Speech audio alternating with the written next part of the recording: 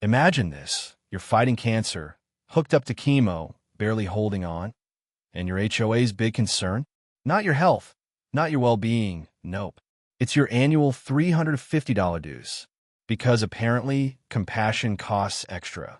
Today, we're diving into the jaw-dropping case of Ayanna Fuller, a Georgia woman battling stage 3 cancer, whose HOA decided the best medicine was emptying her bank account.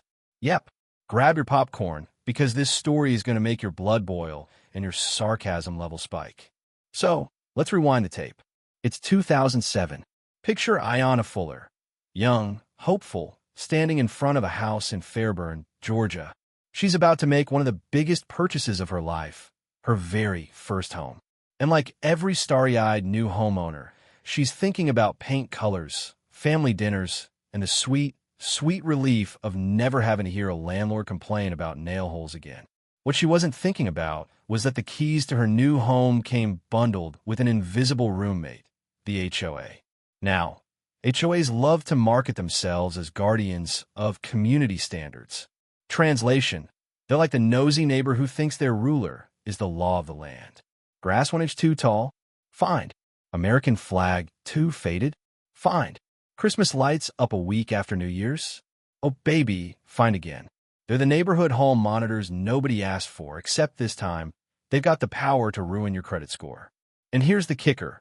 Ayanna wasn't buying into a cult. She thought she was buying into stability. She signed the paperwork, and just like that, welcome to Lester Point, a quaint little neighborhood outside Atlanta. It sounded wholesome. The brochures probably showed happy families walking golden retrievers down freshly paved sidewalks. The kind of scene where you'd expect a Hallmark movie to start. But what Ayanna didn't know, and what most people don't realize, is that those HOA contracts are essentially a velvet glove bear trap. They lure you in with promises of community harmony and property value protection. But once you're in, oh, you're in. Let me give you some context. HOAs as we know them today really blew up after World War II. Suburbs started sprawling. Developers realized they could offload responsibilities for roads, parks, and amenities onto homeowners themselves. And voila, HOAs were born. On paper, they were meant to keep neighborhoods looking nice. In reality, they've mutated into mini governments where a handful of people get to enforce rules with the ruthlessness of a DMV clerk on a Monday morning. Ayanna was just one of millions of Americans to sign up for this little social experiment. And at first, it probably didn't seem like a big deal. Pay your dues, keep your house tidy, don't park an RV in the driveway, and you're good. Right? Wrong. Because the real danger of HOAs isn't what they tell you. It's what they can do to you if life decides to throw you a curveball. And spoiler, life did throw Ayanna a curveball. But before we get there, let's zoom in on this. When Ayanna moved into Lester Point, she effectively gave her HOA the same power a repo man has over your car, except this repo man is your neighbor, and instead of just taking your property, they can also take your bank account. You don't see that in the Welcome to the Neighborhood pamphlet, do you? Think of it like this. Signing an HOA contract is like downloading a free app. At first, it's all smooth. The app works. You're happy. But then the notifications start. Upgrade to premium to keep using your garage. $50 fine because your grass grew during vacation. Congrats. You're out of compliance and now owe legal fees. Ayanna thought she was buying a home. What she was really buying was a lifetime subscription to stress, with hidden fees no one bothered to explain. And here's where the real dark humor kicks in. Because while Ayanna was imagining cookouts and neighborhood block parties, her HOA was quietly holding a sword over her head, ready to drop at the first sign of weakness. And we're not talking little weaknesses here, like forgetting to take the trash out. We're talking about the kind of weakness life hurls at you with zero warning, like a cancer diagnosis. And isn't that the twisted irony? In 2007, Ayanna had no idea she'd later be fighting for her life. She had no idea she'd have to choose between chemotherapy and paying dues to a board of strangers obsessed with keeping mailboxes the same shade of beige. But here's the brutal truth. That's how HOAs are designed. They're not built with humanity in mind. They're built with compliance in mind. And compliance doesn't care if you're sick, broke, or on your deathbed. So when Ayanna signed those HOA papers, she wasn't just buying her first home. She was unknowingly signing a contract with an organization that would one day show her less compassion than her credit card company. And if you're thinking, well, she should have read the fine print, let's be real. Nobody buys a house and expects their neighborhood committee to act like a collection agency with a vendetta. You read the terms thinking it's all about aesthetics, not realizing it's about power. HOAs love fine print because that's where they hide the nuclear options: bank levies, liens, and foreclosures. It's like agreeing to bake cookies for the bake sale, only to discover you accidentally sign away your kitchen. Now, let's pause for a second and ask the question everyone's thinking. Why on earth do people keep buying into HOA neighborhoods if the risks are this high? Simple. In many places, you don't have a choice. Developers bake HOAs into nearly every new subdivision because it makes them money. And if you want that shiny new house near the good schools, you're signing on the dotted line whether you like it or not. Ayanna didn't sign up for abuse. She signed up for what millions of Americans sign up for every year: the illusion of safety, structure, and community. But what she really got was a neighborhood where compassion was optional and dues were mandatory. And that's what makes this first fact so damning. The HOA trap starts at the very beginning, before anyone knows the storm that life might throw at them. Ayanna walked into Lester Point thinking she had found a home. What she really found was an institution waiting for the perfect chance to prove how cold and mechanical community can be. And if you think the setup sounds bad, wait until you see what happened when Ayanna's health collapsed. Because apparently, HOAs don't just guard lawns. They guard your wallet with the compassion of a loan shark. All right, so Ayanna's settled in. She's been living in Lester Point for over a decade. She's working hard, paying her dues, and probably thinking the HOA is just background noise. You know, like that squeaky ceiling fan you swear you'll fix one day, but never do. Life is busy, bills are constant, and honestly, the HOA is the least of her concerns. Then 2022 shows up and decides to flip her world upside down. Ayanna gets hit with a diagnosis: Stage 3 multiple myeloma. Let me pause here. Multiple myeloma isn't a head cold. It's not something a couple of aspirin and a Netflix binge can fix. It's a blood cancer. Her doctor straight up tells her, you've got maybe 3 years. 3 years to live. Imagine hearing that. The air gets sucked out of the room, the ground shifts, and everything that felt important yesterday, deadlines, traffic, even HOA dues, suddenly feels ridiculous. But here's the twist. In HOA land, ridiculous is relative. Because while Ayanna is reeling from her diagnosis, figuring out how to balance treatments, medical bills, and, oh yeah, staying alive, the HOA has a different priority: making sure she doesn't fall behind on her $350 annual dues.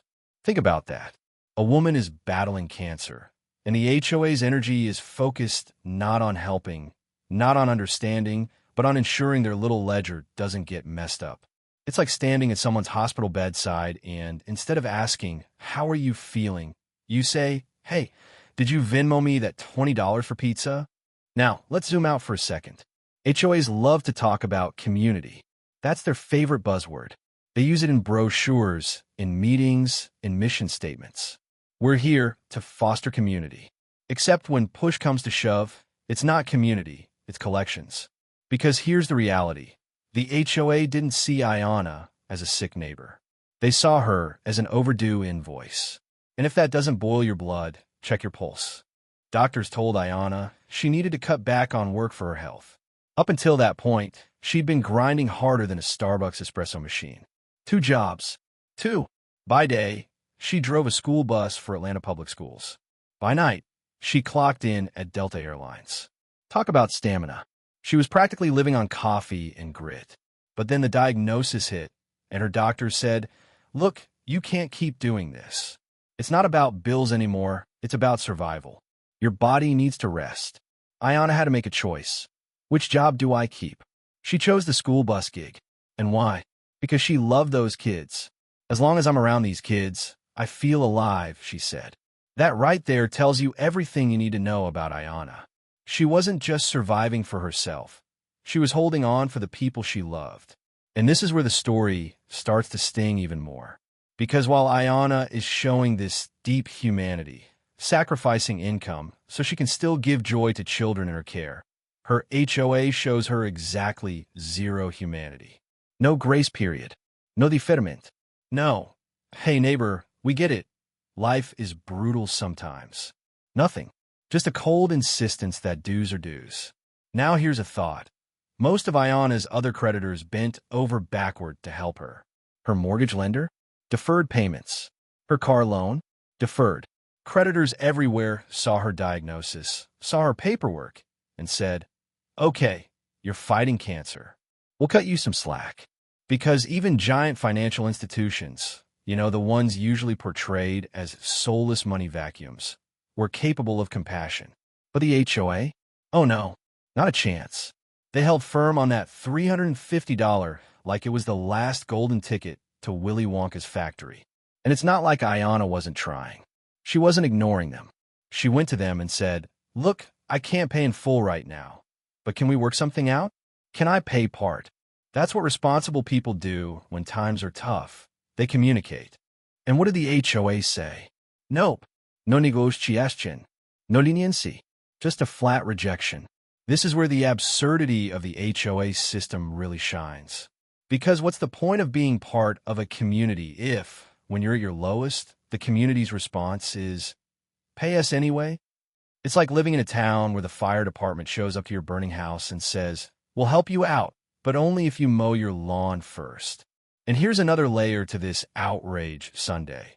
HOAs are often run by management companies, not even by your friendly neighborhood Karen down the street.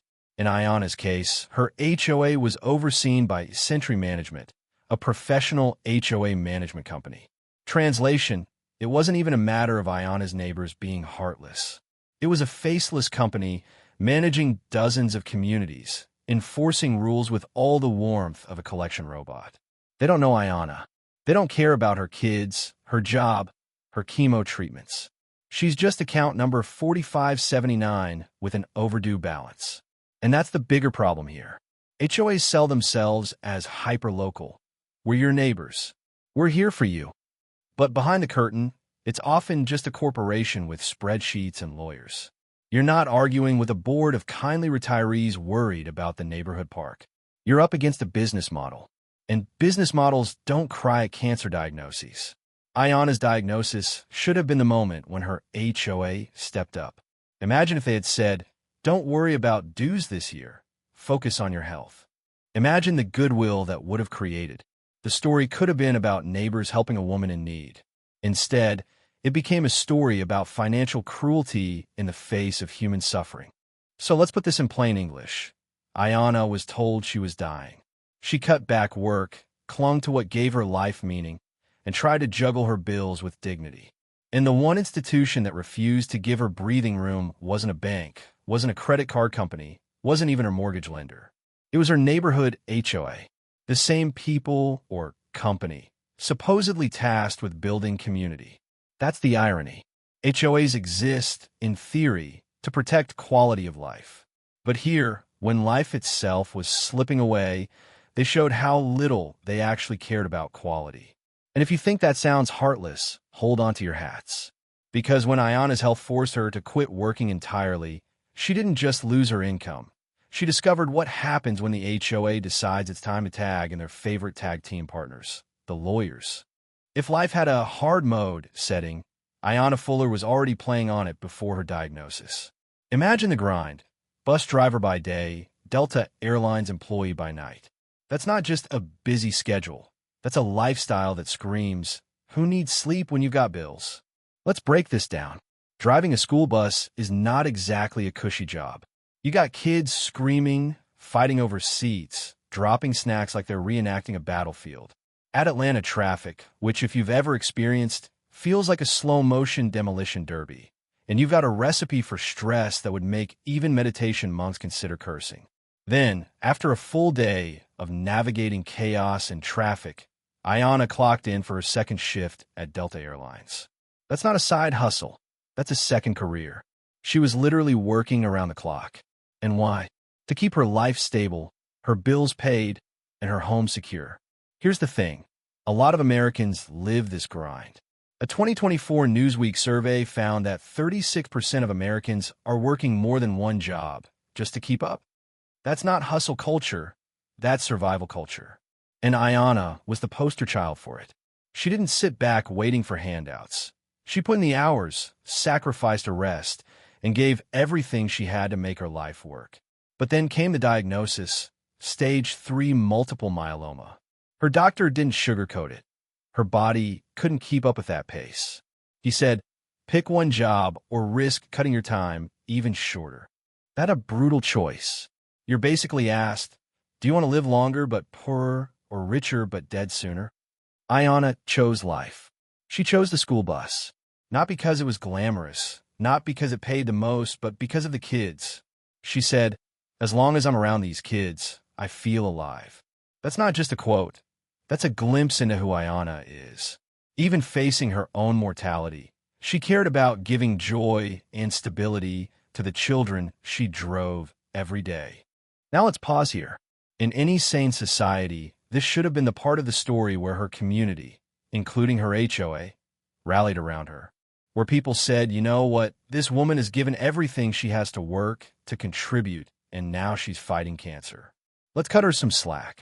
But no, the HOA doesn't operate on humanity. It operates on spreadsheets. And to the spreadsheet, Ayanna wasn't a person. She wasn't a woman fighting for her life. She was a late fee waiting to happen. So even as her health declined and her income dropped, the HOA doubled down. They didn't see her sacrifice, her 2-job grind, or her love for the kid she drove. They saw a missed opportunity to enforce the rules. In an HOA world, the rules are sacred. Think about the twisted irony here. A woman who's literally embodying the American work ethic, 2 jobs, pulling double shifts, sacrificing her health, was shown less grace than people who actually default on purpose. Mortgage lenders deferred her payments. Auto loan companies said, we'll wait. Even giant banks, notorious for having the emotional warmth of an ATM, gave her compassion. But the HOA? Nope. To them, it was pay in full or else. This is the exact point where HOAs reveal their true face. They're not about neighbors. They're about leverage. They've got one tool in their toolbox, force. You're either compliant or you're in trouble. And Ayanna, despite doing everything humanly possible, found herself on the wrong side of that equation. Now, let's dig into the psychology of this. Why would an HOA, which claims to represent community, act this way? Simple. Because it's not about community at all. It's about control. The HOA doesn't care how many jobs you work, how sick you are, or how much you've sacrificed. They care that you're behind. Period. That's the fuel they run on. Compliance through pressure. Here's a brutal analogy. HOAs are like that teacher who doesn't accept late homework, even if you were in hospital. You could be hooked up to 4 drip, and they'd still say, well, rules are rules. 0 credit. That's exactly the stance they took with Ayanna. And here's where it gets even uglier. HOAs know people in Ayanna's situation have no energy left to fight. Cancer treatment drains you physically, emotionally, and financially. They rely on that exhaustion. They rely on the fact that you won't have the strength to take them to court or rally your neighbors or organize resistance. They wait for you to be at your weakest, and then they pounce. Ayanna tried to negotiate. She went to them in good faith and said, I can't pay it all, but can I pay part of it for now? That's not shirking responsibility. That's compromise. That's what any reasonable creditor would applaud. But the HOA said no. And not just no, they basically said, and because you even dared to ask, we're going to escalate this. Which brings us to the next part of this nightmare, the lawyers. But before we go there, let's put a bow on this chapter. Ayanna's 2-job grind was proof of her resilience. It was proof that she was willing to do whatever it took to keep her home, her life, and her dignity intact. But when life forced her to slow down, the one institution that could have shown her grace, her HOA, instead showed her the sharp end of the stick. So the moral here? You can work yourself to the bone. You can sacrifice your health, your time, and your happiness. And to the HOA, none of that matters. You're not a hero in their eyes. You're a line item. And the second that line item goes red, they stop seeing a person and start seeing a problem. And if you think rejecting her partial payments was cruel, just wait until you see who the HOA calls when you can't keep up. Spoiler, it's not your friendly neighbor with a plate of cookies. It's a law firm with claws. Let's set the stage. Ayana's world is collapsing. She's juggling a terminal diagnosis, chemo treatments, and the kind of exhaustion that makes simply walking across a room feel like a marathon. At this point, her doctor basically says, no more work. Not one job, not two jobs, none. You need to stop, rest, and apply for disability. That's not an easy order to follow when you've been grinding your whole life. For people like Ayana, who built their identity around working hard and paying their way, the idea of stopping feels like defeat. But her body left her no choice. She had to put down the keys, step off the bus, and admit she couldn't do it anymore. Now, here's where things take an interesting turn. Because when Ayana reached out to her loan providers, the people you'd expect to be cold, heartless, and absolutely inflexible, something unexpected happened. They said, okay, we'll work with you. Her mortgage lender deferred her payments. Her auto loan provider deferred those too. Even credit companies, notorious for acting like emotional vampires, showed compassion. Think about that for a second. The institutions most of us love to hate, the same ones that slap us with late fees the moment we forget a due date, looked at Ayana's situation and said, this isn't about money anymore. It's about life. They saw her medical documentation, they heard her story, and they acted like human beings. Now, let's contrast that with the HOA. The Homeowners Association didn't budge an inch. They wanted their $350 dues, cancer or not. In fact, they treated Ayana's diagnosis like it wasn't even part of the equation. It was as if she had called them and said, hey, I'm battling cancer. And they replied, cool story. About that check, though, this is where you start to realize how broken the system is. Because when the people in charge of your house loan, a literal six-figure debt, are more forgiving than the people charging you a few $100 for community maintenance, something is seriously wrong. Let's be brutally honest here. Banks don't exactly have reputations for being warm and fuzzy. They're profit machines. They're in the business of extracting money, not handing out kindness. But even those profit machines have programs in place for hardship. Why? Because they understand that life happens. People get sick. People lose jobs. The economy tanks. Stuff goes sideways. And in those moments, even lenders recognize that squeezing someone harder isn't just cruel, it's counterproductive. But the HOA, they live in a bubble. They don't have to answer to Wall Street or shareholders. They don't have programs built for compassion. They've got bylaws, rules, and the smug satisfaction of knowing they can flex on you anytime you stumble. Here's an analogy. Imagine you're hiking and you trip, twisting your ankle. The bank walks by, sees you in pain, and says, hey, you need a break? We'll pause your payments for a bit while you heal. Then the HOA walks by, kicks dirt in your face, and says, well, if you can't keep up, maybe you shouldn't be hiking with us. That's the difference. One sees humanity. The other sees liability. Now, let's take a step back and think about what this says about the larger HOA culture. These organizations claim to protect property values. But if you strip that PR speak down, what they really mean is we collect money at all costs. The reality is, Ayana's unpaid $350 dues weren't going to tank Lester Point's property values. Nobody was driving through the neighborhood thinking, wow, nice lawns, shame about that one lady fighting cancer who owes a couple $100. But to the HOA, it's never about the dollar amount. It's about dominance. If they let Ayana slide, even for a year, what's to stop the next person from asking for grace? And then the next? HOAs live in fear of setting precedents that look too human. Meanwhile, banks and lenders, they expect hardship requests. They build systems for it. They even profit in the long run because deferments and hardship programs keep customers from defaulting entirely. They're playing the long game. HOAs, on the other hand, play the short game. They'd rather crush you for $350 today than preserve goodwill for tomorrow. And that's exactly what Ayana experienced. She called her lenders, explained her situation, and they responded with, we'll help. She called her HOA, explained her situation, and they responded with, we'll escalate. Let's be real. This contrast is absurd. If you told someone 10 years ago that banks would one day be the good guys in a financial story, they'd laugh in your face. Yet here we are. The banks gave her breathing room. The HOA gave her suffocation. And here's the kicker. Ayanna wasn't asking for a free ride. She wasn't trying to duck responsibility. She offered to pay what she could when she could. She was looking for compromise. But in HOA world, compromise doesn't exist. It's black and white. Pay in full or face consequences. This, by the way, is the exact opposite of what community is supposed to mean. Community means we step in when someone is down. Community means we show up with casseroles, not collection notices. Community means compassion. And yet, the very organization tasked with building community was the only one refusing to act like human beings. Let me repeat that. Financial institutions acted like humans. The same companies that normally feel like black holes sucking in your paycheck suddenly turned into allies. They recognized that Ayanna wasn't a deadbeat. She wasn't shirking responsibility. She was a cancer patient doing her best. And they responded with compassion. Now compare that to the HOA.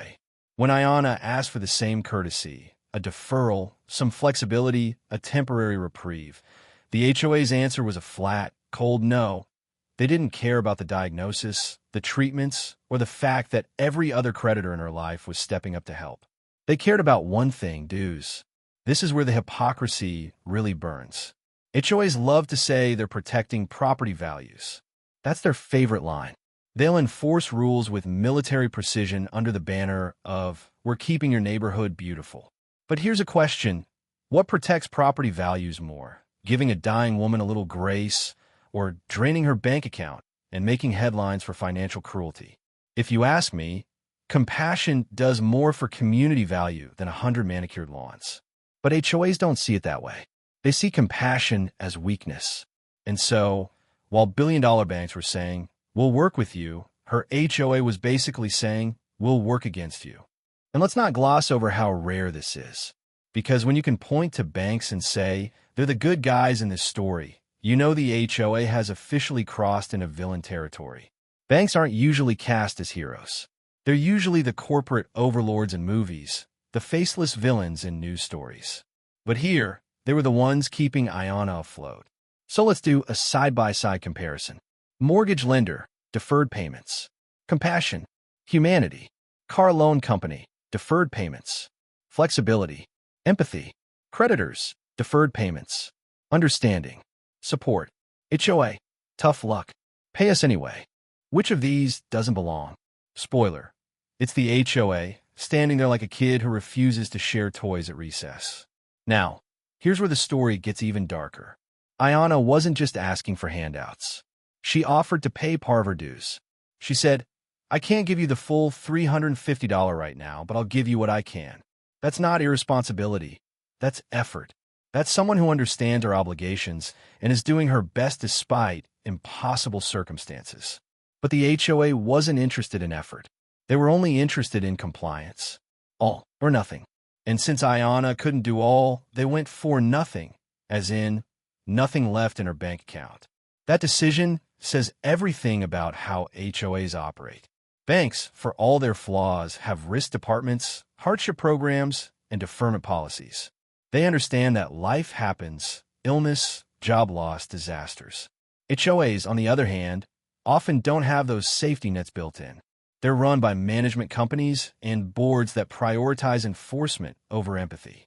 The result? Stories like Ayanna's. And think about the PR angle for a second. Imagine if Century Management, Ayanna's HOA management company, had taken the opposite approach. Imagine if they had said, "We're deferring your dues for a year. Focus on your treatment. We've got your back." That would have been a headline that warmed hearts instead of enraged them. That would have made Lester Point look like a beacon of true community. But no, instead, they chose the route that made them look like cartoon villains. And now, instead of protecting property values, they've tanked their reputation in the eyes of the entire country. Brilliant strategy, right? Here's the bottom line. If giant financial corporations can show compassion to a cancer patient, so can an HOA. The fact that they didn't shows this isn't about rules or fairness. It's about power. And Ayana's HOA made it crystal clear. They'll use that power no matter the cost to human dignity.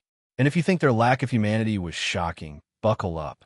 Because when the HOA decided Ayana couldn't pay, they didn't just sulk, they called in their favorite attack dogs, the lawyers. And that's when things went from heartless to downright predatory. All right, let's talk about escalation. Most people, when they have an issue with a neighbor, handle it like, well, neighbors. You knock on a door, have an awkward conversation about the trash can being left out too long, maybe trade a passive-aggressive casserole, and move on. But not HOAs. Oh no, HOAs don't do neighborly chats. They call in the big guns, lawyers. And that's exactly what happened to Ayana Fuller. Remember, Ayana wasn't trying to dodge responsibility. She wasn't slamming the door on notices, ghosting the HOA, or burning her dues money on spa days. She was sick. She was literally in the fight of her life. She offered to pay part of what she owed. She asked for leniency. And instead of saying, okay, let's figure this out, her HOA, managed by Century Management, decided to call in their favorite enforcers, the Dunlap Gardner law firm. Now, let's be clear about what this means. When an HOA hands your account over to lawyers, it's not about resolving a conflict anymore. It's about intimidation. It's about leverage.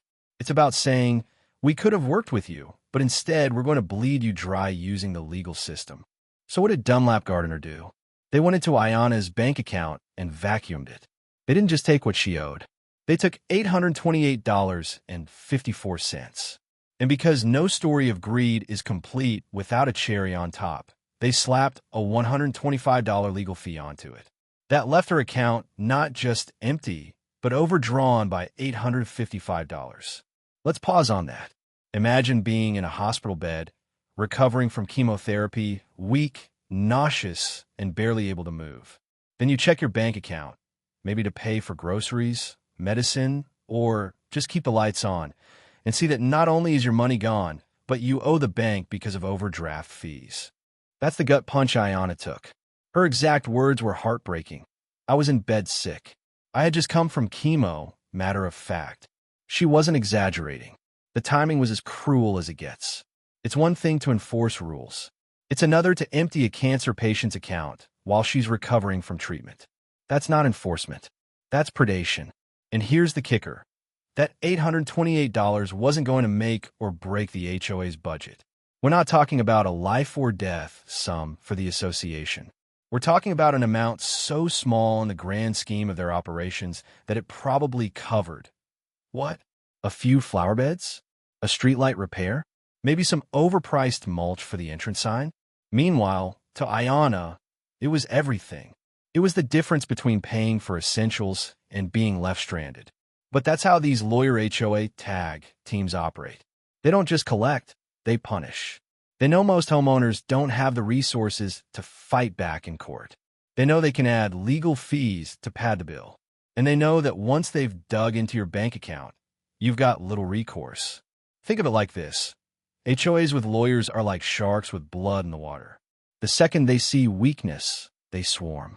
And Ayana, weakened by cancer, reduced income, and chemo, was the perfect target. Now, let's zoom out for a second. The practice of HOAs handing cases to law firms isn't rare. It's common.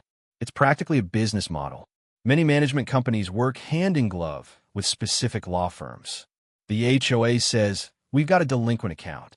The law firm says, perfect, let's turn this into billable hours.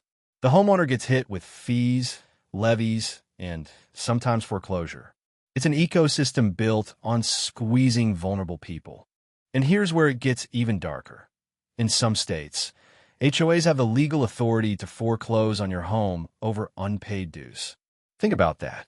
You could be completely current on your mortgage, paying the bank on time, and still lose your house because the HOA says you didn't cough up a few $100 for annual dues. It's legal robbery, wrapped in paperwork. Ayana got lucky, if you can call it that. It didn't foreclose. They only emptied her bank account. But the threat looms, and that's the power HOAs wield through their legal partners. The message is clear. Pay us, or we will take everything. Let's also talk about the psychological toll. Because the money is one thing, but the fear, that's something else. Imagine lying in a hospital bed, knowing the people who are supposed to be protecting your community are actively working to dismantle your financial stability. Imagine being more scared of your HOA than of your bank. That's where Ayanna ended up. And the lawyers? Oh, they're not losing sleep. To them, Ayanna is just another file. Another case. Another chance to tack on legal fees and bill hours. They don't see her chemo. They don't see her struggles. They see debtor, HOA-V Fuller. They see a paycheck. And this is why so many homeowners hate HOAs with a passion. Because unlike a bank, which at least has federal regulations, hardship programs, and customer service channels, HOAs and their lawyers operate in this weird gray zone. They're small enough to fly under the radar, but powerful enough to destroy lives. Ayanna's case shines a spotlight on this. She wasn't hiding. She wasn't running. She was transparent about her diagnosis, her situation, her needs. And in return, her HOA, through its lawyer squad, took her last dime while she was at her weakest. And let's be honest, this is not just a case of bad timing. It's calculated indifference. It's the kind of move that says, we don't care what you're going through. We don't care if you're sick. We don't care if you're dying. We care about enforcing the rules and making an example. That's what makes this fact so enraging. Because Ayanna's story isn't unique. Across the country, homeowners have faced the same treatment. Surprise legal fees, drained accounts, foreclosure threats, all over minor dues or fines. It's not about money. It's about power. So here's the bottom line. When the HOA handed Ayanna over to Dunlap Gardner, they weren't just collecting a debt. They were sending a message. We own you. And if that doesn't make your blood boil, nothing will. And if you think draining her bank account was the low point, oh no. Because the timing of it all? That's what makes this story go from cruel to downright inhumane. Let's talk about what happened next. Life has a twisted sense of humor sometimes. Just when you think you've hit bottom, the floor gives way and you realize, nope, you're still falling. For Ayanna Fuller, that moment wasn't just when her HOA drained her bank account. It was when they did it while she was recovering from chemotherapy. Let's paint the picture. Chemo isn't just exhausting. It's like running a marathon with weights tied to your organs, then being asked to smile at the finish line. People talk about nausea, fatigue, hair loss, but those words barely scratch the surface. It's poison, literal poison, pumped into your body to kill cancer cells, and it doesn't exactly discriminate. It takes your energy, your appetite, your dignity, and leaves you clinging to the hope that it's doing more harm to the cancer than to you. That's where Ayanna was weak, bedridden, trying to recover from one of the most brutal treatments medicine has to offer. Her immune system was shot. Her body was screaming for rest. She probably could barely hold her phone, let alone deal with paperwork or bank statements. And that's when she found out her HOA had gone into her bank account and taken everything. Not just the dues, not just a portion, everything, plus fees, leaving her overdrawn. Ayanna's own words tell the story better than any commentary could. I was in bed sick. I had just come from chemo, matter of fact. You can almost hear the disbelief in her voice. Because as much as she knew her HOA was cold, she probably never thought they'd hit her right then. Timing matters. If they had done it a week before chemo, maybe she would have had the strength to react. If they had done it months earlier, maybe she could have rallied support, called a lawyer, begged for leniency. But doing it while she was physically incapacitated, that's not coincidence. That's cruelty by convenience. And let's talk about the practical fallout. When you're recovering from chemo, you need stability. You need to know you can afford your medications, your food, your basic bills. You need to feel like the world isn't collapsing around you. But Ayanna didn't get that luxury. Instead, she got a bank notification that turned her recovery into a financial crisis. Imagine lying in a hospital bed, already nauseous and weak, and finding out you're not just broke, you owe money to the bank because of overdraft fees. That's the kind of stress that makes recovery nearly impossible. Stress suppresses the immune system, delays healing, and worsens outcomes. So in a very real way, what the HOA did wasn't just financial harm. It was medical harm. And here's where the hypocrisy really burns. HOAs love to preach about protecting the community. But tell me, How does bankrupting a sick woman in her hospital bed protect the community? How does turning her financial life upside down help the neighborhood thrive? The answer is simple. It doesn't. It's punishment for the sake of punishment. Now let's talk about optics. If Century Management, the company overseeing Ayana's HOA, had an ounce of foresight, they would have realized how this would look. A cancer patient, fresh out of chemo, bank account emptied by her HOA. That's not just a bad headline. That's a PR nightmare. And yet, they did it anyway. Which means they either didn't think anyone would care, or they didn't care themselves. Either way, it's damning. But maybe the most outrageous part of the timing is how unnecessary it was. We're not talking about someone owing tens of thousands of dollars. We're not talking about years of unpaid dues. We're talking about $350. $350. That's the hill this HOA chose to die on. They couldn't wait a few months. They couldn't defer. They couldn't accept partial payments. No, they had to strike right when Ayana was weakest. Let me put it this way. Imagine your neighbor is in the hospital with pneumonia, hooked up to oxygen, barely able to breathe. Do you pick that moment to knock on their door and demand they trim their hedges? No, unless you're a monster. But that's exactly what happened here. Ayana was fighting for her life, and her HOA decided that was the perfect time to collect. And this is what separates HOAs from every other institution Ayana dealt with. Her mortgage company? They deferred. Her auto lender? Deferred. Even credit card companies gave her room to breathe. Those are massive corporations with millions of customers, and they managed to treat her like a human being. But her HOA, the one institution closest to her, the one that was supposed to be part of her community, treated her like an ATM they had the right to raid. Now, let's dig deeper into what this says about the system. HOAs are often designed without any real hardship policies. Banks have them. Lenders have them. Governments have them. But HOAs? Too often, their answer to hardship is not our problem. And when management companies like Century get involved, that hard edge gets even sharper. Because for them, it's not personal. It's business.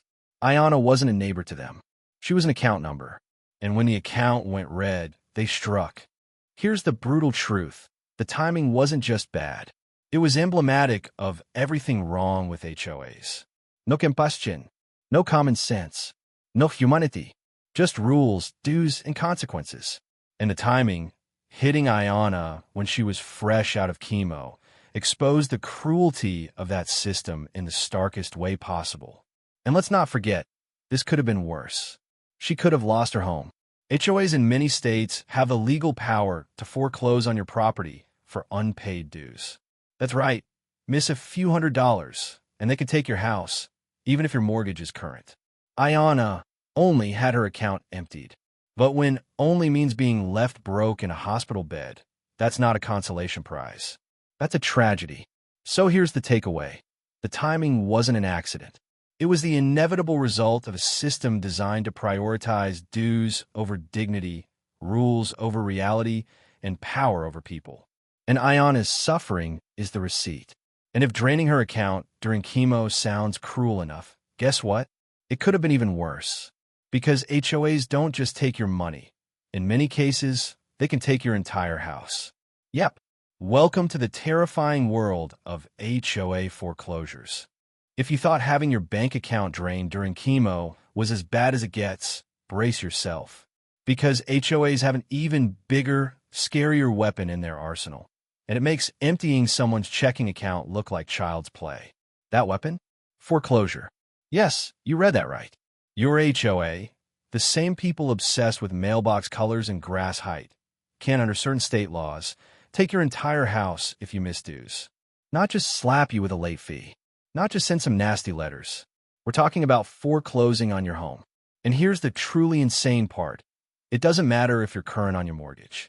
You could be paying your bank every month like clockwork, building equity, staying on top of your biggest financial responsibility, and your HOA can swoop in and snatch your house over a few $100 in unpaid dues. That's not community management. That's legalized theft with paperwork. Now, in Ayana's case, she only lost $828 and change to her HOA's law firm. But Cedar Management Group, a company that oversees HOAs nationwide, openly admits this happens all the time. Their own website says, generally speaking, an HOA can foreclose on your house, provided state laws and your HOA's governing documents permit foreclosures. HOA foreclosures are usually triggered by a homeowner's failure to pay assessments and fees. Translation: the minute you fall behind, you're not just risking late notices. You're risking the roof over your head.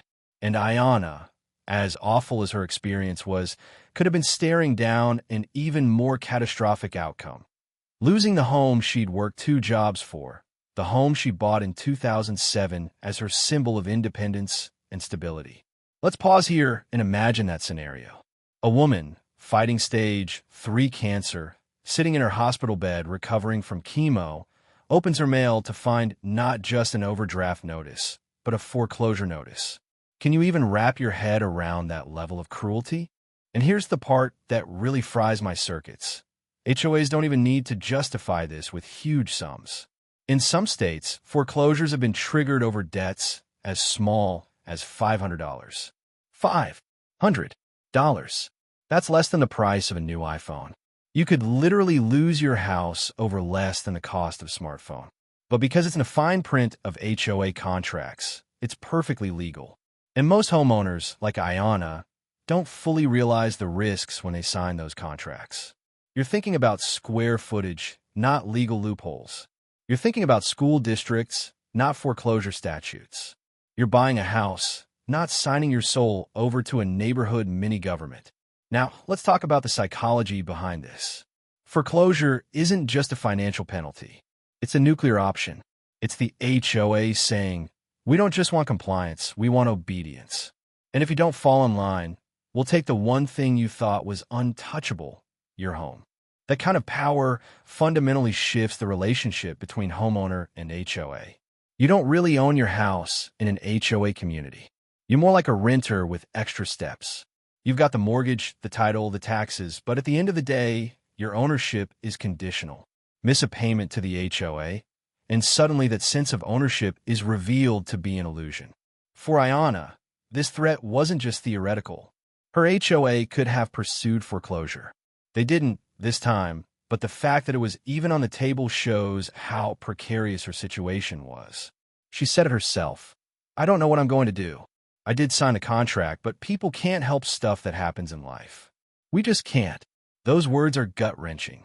She knew the rules were technically there, but she never imagined life would throw her a curveball like cancer. And why would she? Who buys a house thinking, better prepare in case my HOA forecloses on me while I'm dying? And here's the real kicker. HOAs often justify foreclosure power by claiming it's for the good of the community. They argue that if one person doesn't pay dues, everyone else suffers. Sounds logical on the surface, right? But in practice, it means the punishment never fits the crime. You don't protect property values by evicting cancer patients. You don't strengthen community by tossing vulnerable people out of their homes. That's not community. That's cruelty with a PR spin.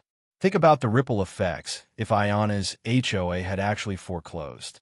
A woman battling cancer would have been forced out of her home, her belongings thrown onto the curb, her stability obliterated. Neighbors would have seen it, news outlets would have reported it, and the HOA would have been remembered forever as the people who stole a dying woman's house. That's not protecting values. That's branding yourself as villains. And yet, the power exists. The threat lingers. And Ayanna knew it. That knowledge alone is a heavy burden. Even if foreclosure didn't happen to her, the mere possibility was enough to haunt her. Imagine fighting for your life and knowing that at any moment, your HOA could decide to escalate and leave you homeless. That's not just financial stress. That's psychological warfare. So here's the ugly truth. Ayanna's story is a cautionary tale, not just because of what happened, but because of what could have happened. The drained bank account was devastating. But the looming shadow of foreclosure, that's the reminder that in HOA land, things can always get worse. And this isn't unique to Georgia. Across the country, homeowners in HOA communities face the same risk. Sometimes it's over unpaid dues. Sometimes it's over fines, grass too long, fence the wrong color, holiday decorations overstaying their welcome. Little things, petty things, things that shouldn't matter. And yet, the punishment can be losing the very home you thought you owned. Ayanna dodged that bullet, at least for now. But the fact that the bullet was chambered at all is proof of how broken this system is. And if you're wondering how on earth homeowners get trapped in this nightmare, the answer lies in the fine print. Because the contract Ayanna signed back in 2007 didn't just buy her a house. It bought her a lifetime of risk she never saw coming. Let's be honest. Nobody reads contracts. Not really. You skim, you nod, you sign, and you hope the world doesn't collapse because of some buried clause. It's the same with phone app terms of service. You click, I agree, not realizing you might have just given the app permission to sell your DNA to Martians. Buying a house in an HOA is no different. You're so excited about the granite countertops and the walk-in closets that you breeze right past the stack of HOA paperwork. You sign because that's what everyone does. And besides, it's just about keeping the lawns neat and the neighborhood nice, right? Wrong. That stack of paper is less community guidelines and more permission slip for the HOA to wreck your life if you ever stumble. Buried in that fine print are powers most people don't realize they're agreeing to. Levies, foreclosures, penalties that escalate faster than a toddler's meltdown in a candy aisle. Ayanna Fuller, back in 2007, signed those papers just like everyone else. She thought she was buying stability. She thought she was buying her first home, her independence, her slice of the American dream. What she didn't realize was that she was also signing away a huge amount of control. And that's the trap. Because who in their right mind thinks, one day I might be diagnosed with stage 3 cancer, lose my ability to work, and need my HOA to show me compassion? Nobody. That's not how people think when they're buying homes. You're planning birthday parties, not bankruptcy hearings. But here's the cruel reality. The fine print doesn't care about context. It doesn't care about your life, your health, or your hardships.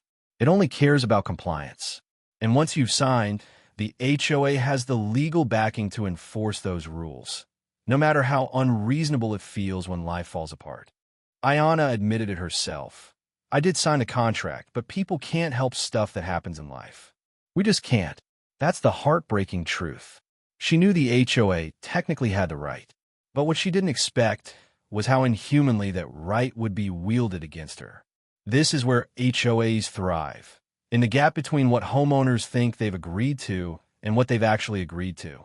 You think you're signing up to keep the neighborhood pretty. In reality, you're signing up for a mini-government with enforcement powers that rival creditors. Let me give you an analogy.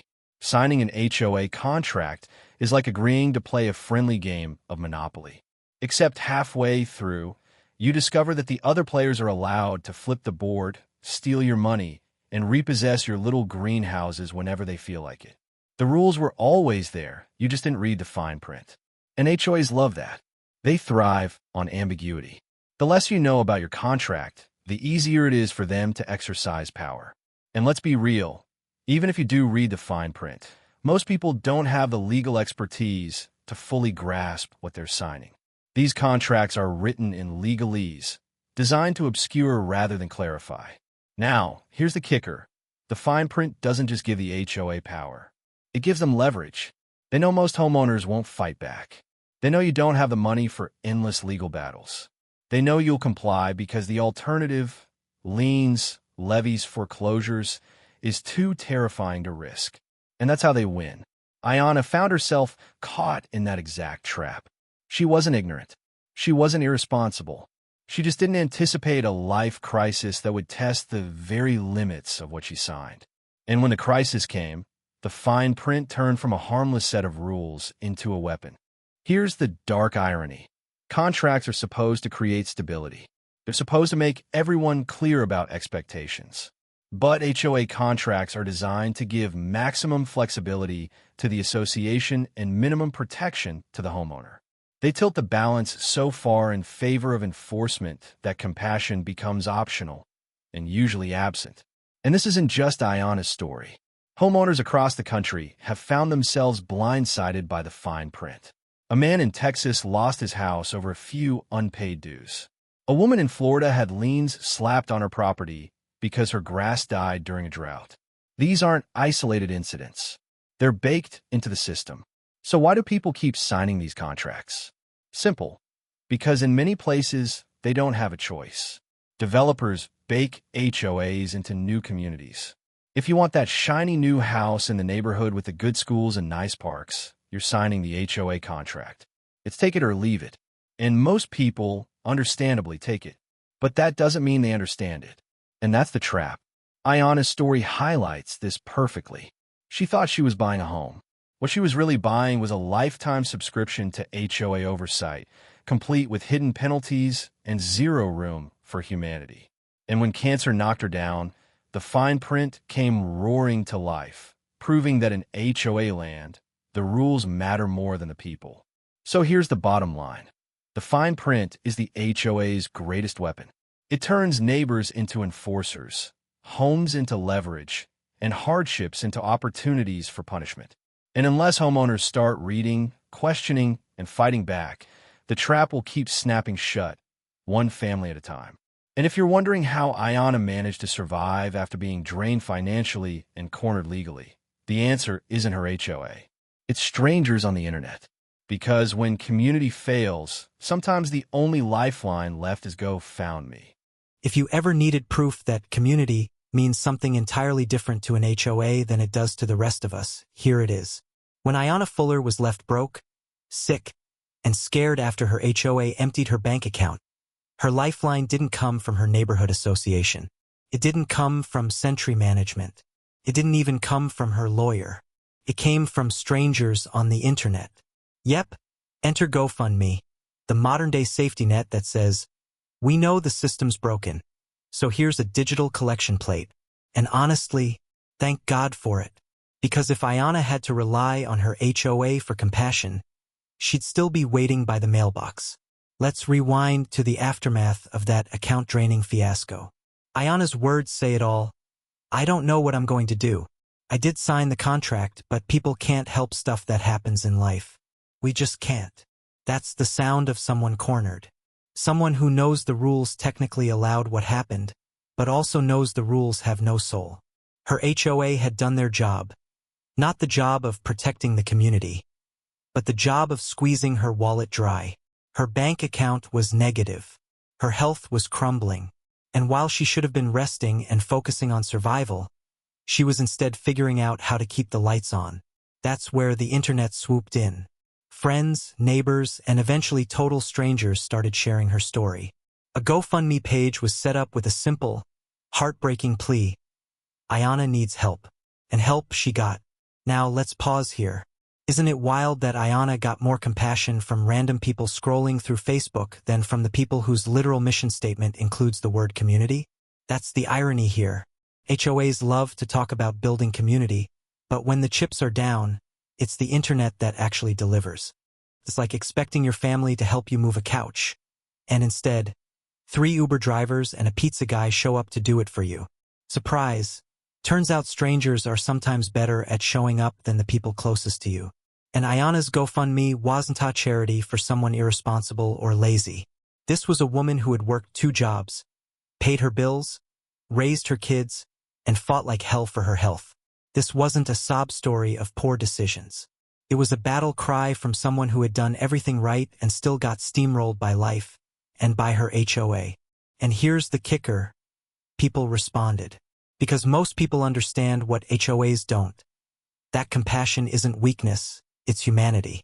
Strangers who had never met Ayana saw her story, felt her pain, and said, "Here's $10, here's $50, here's $100. Little donations piled up into something bigger than her HOA dues. Think about that contrast. On one side, an HOA obsessed with collecting $350. On the other hand, thousands of people are saying, "Here's more than that, because we believe you deserve dignity." That's not just generosity. That's a slap in the face to every HOA board that thinks enforcing dues is the pinnacle of community. And let's be real. GoFundMe shouldn't have to exist in cases like this.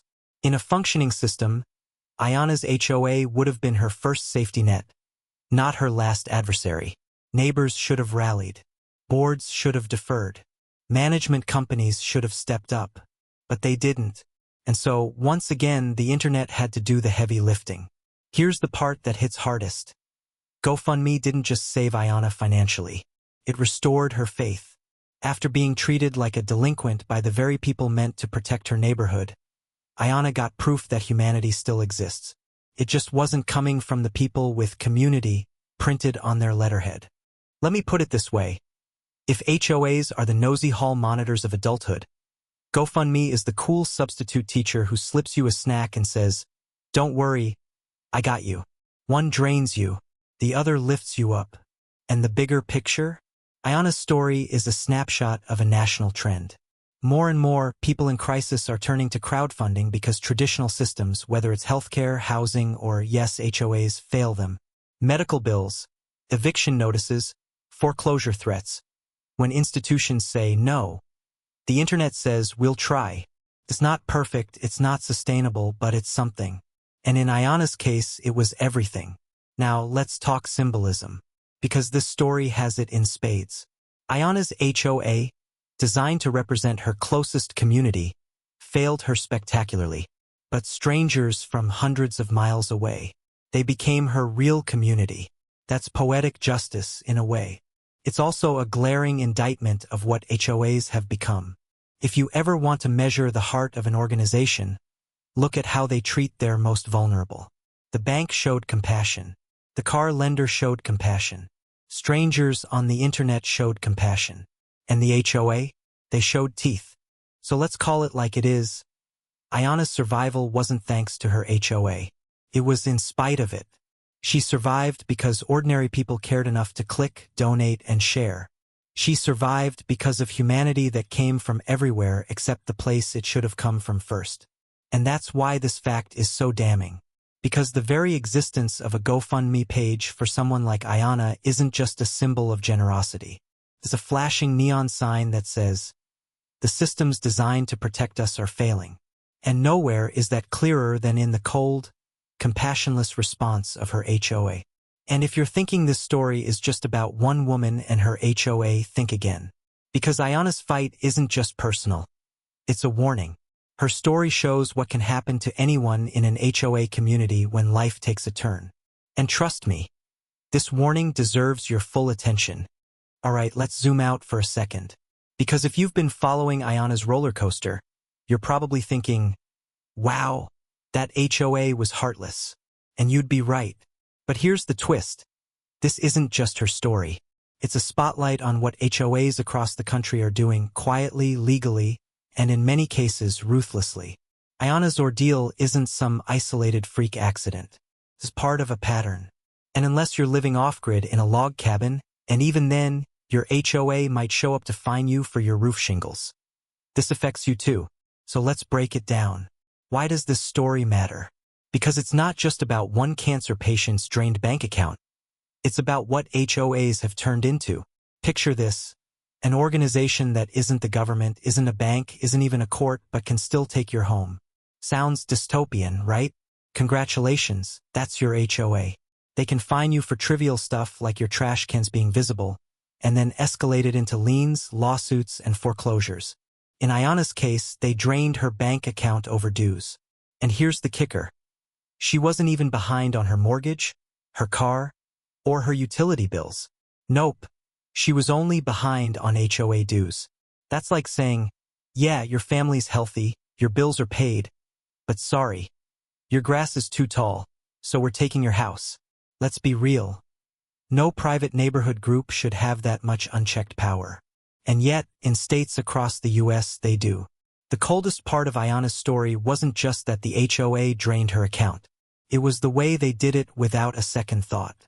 No conversation, no compromise, no compassion. Just, the rules say pay up, so pay up. And this highlights a bigger issue.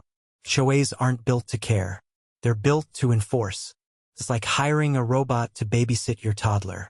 Sure, it'll make sure the kid doesn't stick a fork in the outlet, but will it hug them when they cry?